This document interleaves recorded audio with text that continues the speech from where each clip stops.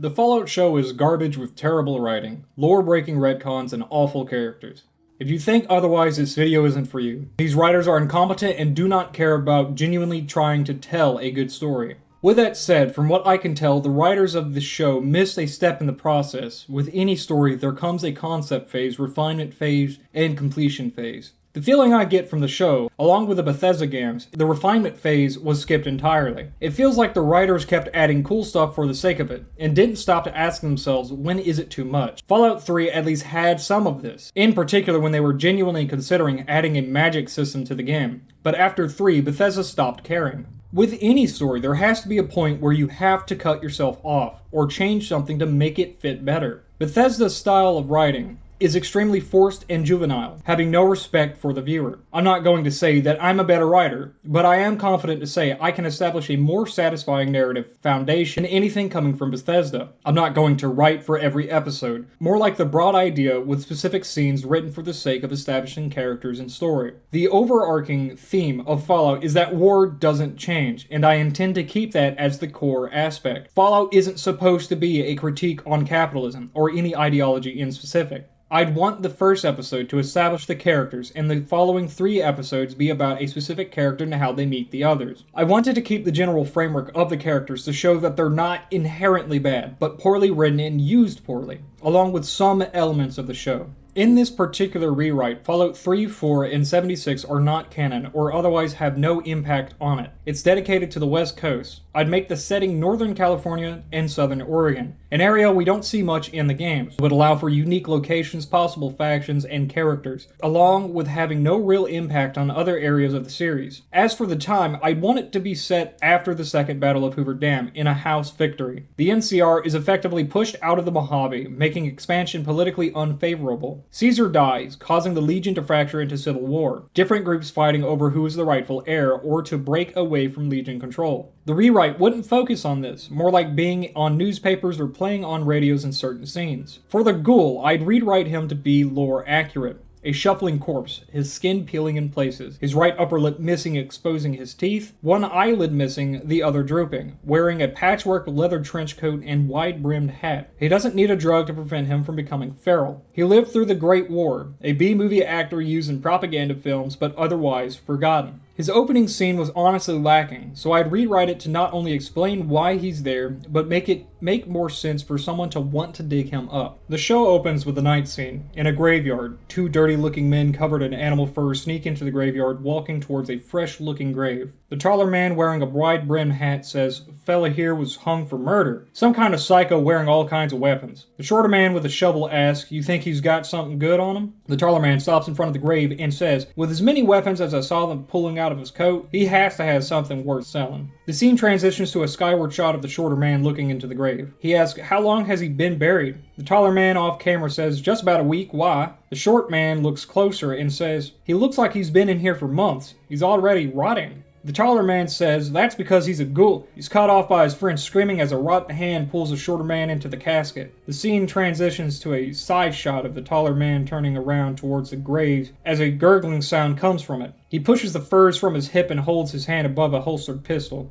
A rotting man rises from the casket, boot knife in hand. He stands there almost growling in a slouched posture, a cut rope dangling from his neck. The taller man stares wide-eyed, hand above his gun. A raspy voice in a thick Texan accent says, "I didn't spend a week eating worms and drinking mud water just for some reprobates to grave rob me." The taller man steps back, his hand moving closer to his gun, asking, "How were you alive? I saw you die." The ghoul responds with, "You saw me playing possum." Confused, taller man unclips his holster. "The fuck is a possum?" The ghoul holds his knife by the blade, ready to throw. The taller man unholsters his gun, but before he can raise it to fire, the knife is already thrown at his throat. He drops in seconds, the ghoul retrieving his knife. The scene closes with him taking the gun and hat, cutting chunks of meat from the men, saying, "Ain't no hard feelings, hoss, but I'm not welcome into most eateries." The next part of the episode follows Lucy and Maximus, which I don't want to make this video too long describing scene for scene in detail. Lucy's vault is an experiment on forced positivity. Her establishing scenes show a distinct and eerie lack of anything negative. Any and all negative words, feelings, and expressions are missing. This could be emphasized by all the vault dwellers showing smiles. or one of them bumping their head on a pipe only to say something out of place and positive. The ending scene for Lucy's section could show her staring at a mirror with a smile only for the expression to slowly turn into a neutral frown, showing that she is not happy with the vault, but lacks the means to express what it is she is feeling. Overall, my idea for this vault is to be an Orwellian nightmare. For Maximus' section, there's not much I would change, aside from making him outright evil. No bullshit where he's a good guy and evil. He's just evil. You could establish this by having a scene where someone is harassing his only friend and a scene where he puts razor blades in the boot of his friend after getting a promotion, before the boot razor blade scene. In the next scene, you could show a public execution of the person harassing Maximus' friend, with it ending on Maximus' expressionless face as gunshots are heard. Continue this into Maximus getting the promotion instead, into his first mission to recover technology some frontiersmen have. The mission goes wrong and Maximus' knight is injured and the enemy starts running.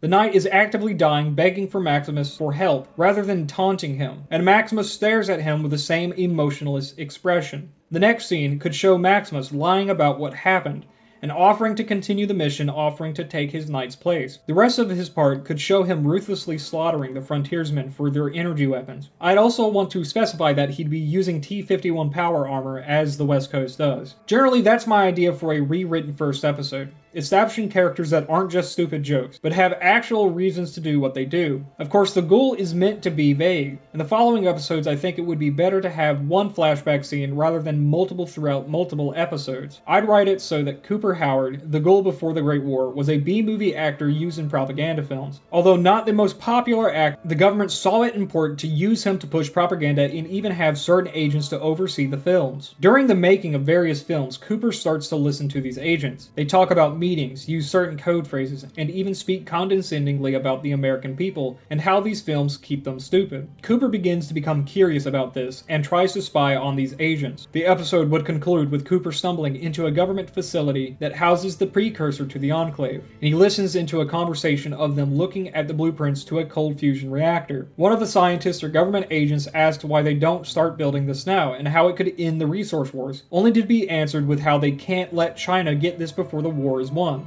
The rest of the flashback could be Cooper coping with this information, and maybe it ends with him holding his daughter as the bombs fall. This would establish a reason as to why cold fusion exists, and why it was never implemented for a much more logical reason other than corporations bad. The implication I'm going for with the ghoul is that he's not randomly murdering people nor hunting for his family. He's hunting down Enclave remnants that have integrated into NCR society to ensure that they can't enact any of their plans. In his mind, they let the Great War happen when it was entirely avoidable, and the events of Fallout 2 are still fresh in his mind. The episodes following this show Lucy aimlessly wandering trying to find other vaults. The ghoul could be seen in the shack of an old man on the frontier, in which he goes on to torture information out of to know where other ex-Enclave members are. This time the Enclave member tells him about a bunker, a big one. You could show Maximus back home in a Brotherhood bunker, only to be sent on a mission to investigate supposed Enclave activity. Now, I don't want the Enclave to be a major player, and that's not what I'm going for. This is very obviously supposed to be the Enclave past decline. These are remnants clinging on or abandoning it entirely. I think the Enclave should be done and gone as a major faction. For Lucy, you could have her eventually meet the ghoul by chance as he's camping. She, of course, is visibly afraid of him. Their exchange could be confusing for the ghoul, seeing a vault dweller who doesn't know most of what he's talking about. Not just the new information about the wasteland, but the very words he's saying. Any swears, slang, or negative words she doesn't know, creating visible confusion. She could then ask about the vaults, only to be answered with, "Well, sweetheart, there ain't a vault south of here that ain't been picked, cleaned, and emptied. Any kind of technology you'd find in them been used by the NCR for a while now." This could follow into him essentially having her follow him around due to not only everything on the surface being hostile, but him simply being something she's never seen before. Meanwhile, Maximus is shown ruthlessly torturing ex-Enclave members further north before executing them, having learned the same information about the bunker. The last episodes consists of the three characters making the way to the Enclave bunker. Maximus is shown to be cruel to everyone he meets, Enclave or not. The ghoul does what he has to, while Lucy learns that she can't always be positive, and has to use violence sometimes. The ghoul grows to be protective of Lucy, as she starts to remind him of his daughter. The second to last episode consists of the ghoul and Lucy reaching the bunker and breaking their way inside. Inside are mostly elderly men and a few children, content with hiding inside their bunker.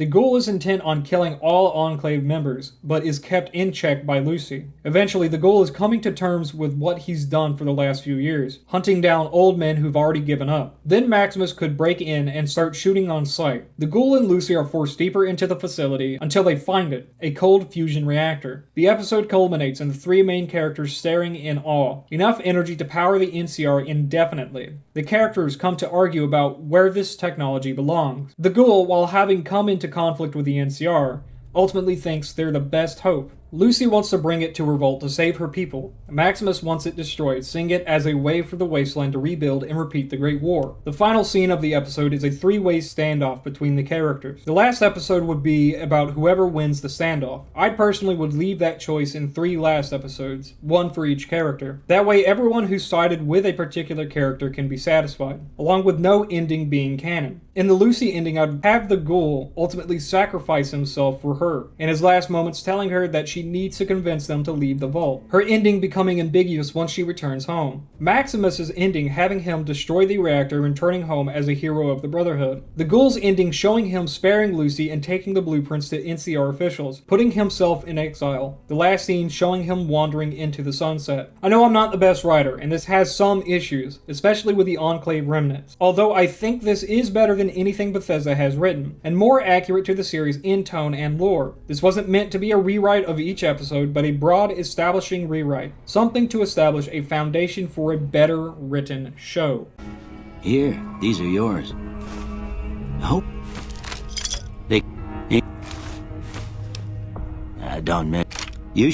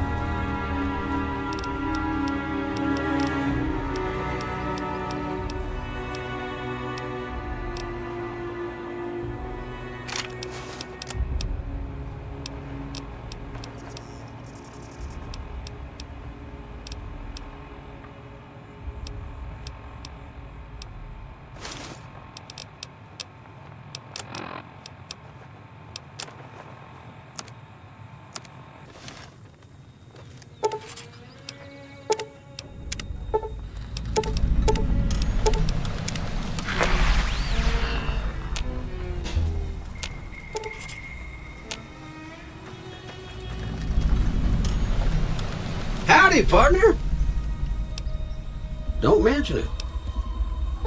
I was out for a stroll that what? Can't say that.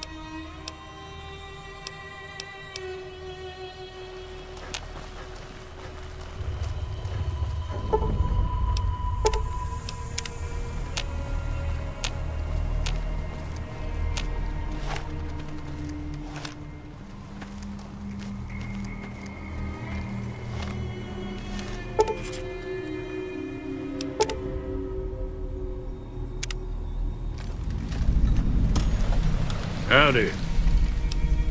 The one in the...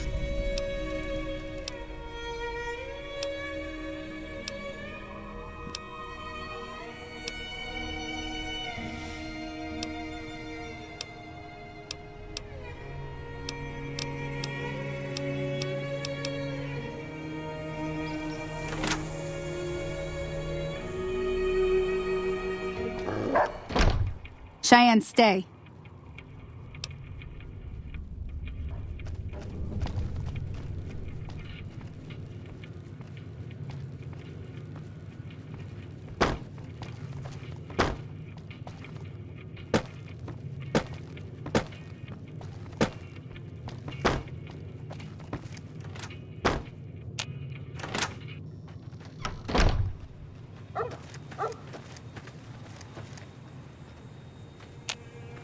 Everything all right?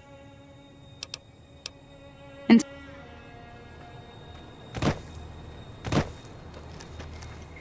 now, see the sarsaparilla bottles on the fence there? Take this and try to hit a couple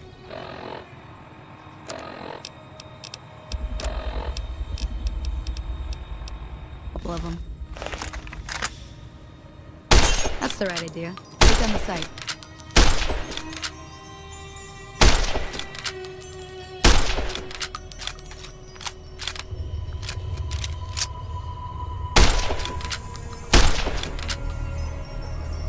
Try crouching down and staying still. It'll help your aim. Nice shot.